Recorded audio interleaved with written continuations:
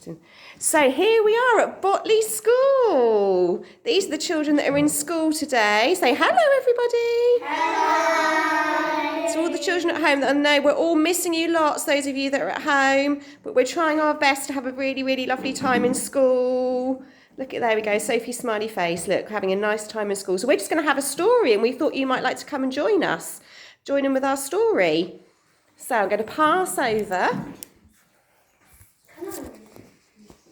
We're going to have the story of Mr. Tickle today. It's one of my favourites. It's my favourite. I love the story. So this is the story of Mr. Tickle. It was a warm, sunny morning. In his small house at the other side of the wood, Mr. Tickle was asleep. You didn't know that there was such a thing as a tickle, did you? Well, there is. Tickles are small and round, and they have arms that stretch and stretch and stretch. Extraordinarily long arms. Mr. Tickle was fast asleep. He was having a dream. It must have been a very funny dream because it made him laugh out loud, and that woke him up. He sat up in bed, stretched his extraordinarily long arms, and yawned an enormous yawn. Mr. Tickle felt hungry. So do you know what he did? What? He reached out one of his extraordinarily long arms, opened the bedroom door, reached down the stairs, opened the kitchen door, reached into the kitchen cupboard, opened the biscuit tin, took out a biscuit, brought it back upstairs, in through the bedroom door, and back to Mr. Tickle in bed. As you can see, it's very useful indeed having arms as long as Mr. Tickle's. Mr. Tickle munched his biscuit. He looked out of the window. Today looks very much like a tickling day, he thought to himself. So later that morning, after Mr. Tickle had made his bed and cooked his breakfast, he set off through the wood. As he walked along, he kept his eyes very wide open, looking for somebody to tickle, looking for anybody to tickle. Eventually, Mr. Tickle came to a school. There was nobody about, so reaching up his extraordinarily long arms to a high window ledge, Mr. Tickle pulled himself up and peeped in through the open window. I think it's our school. Inside, he could see a classroom. There were children sitting at their desks and a teacher writing on the blackboard. Mr. Tickle waited for a minute and then he reached in through the window. Mr. Tickle's extraordinarily long arms went right up to the teacher, paused, and then tickled. The teacher jumped up in the air, turned around very quickly to see who was there. But there was nobody there. Who was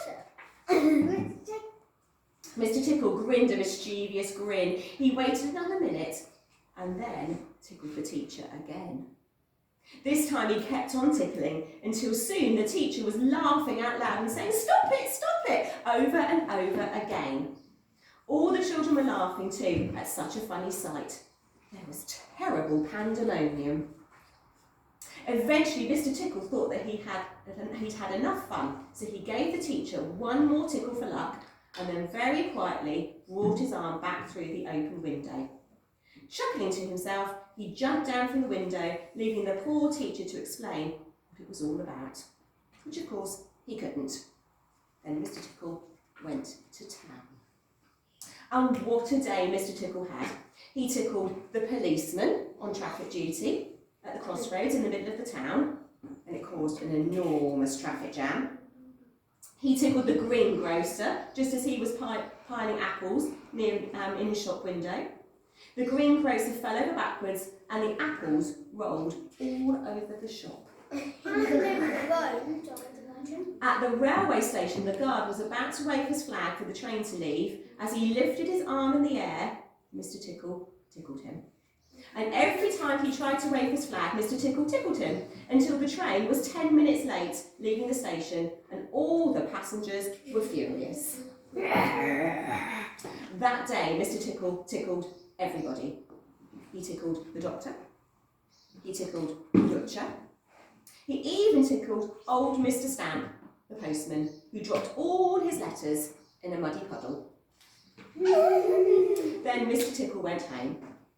Sitting in his armchair in his small house at the other side of the wood, he laughed and laughed every time he thought about all the people that he'd tickled. So, if you are in any way ticklish, beware of Mr. Tickle and those extraordinarily long arms. Just think, perhaps he's somewhere about at this very moment while we're reading this book.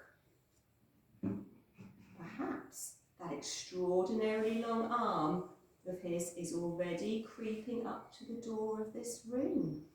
Perhaps it's opening the door now and coming into the room. Perhaps before you know what's happening, you will be well and truly tickled.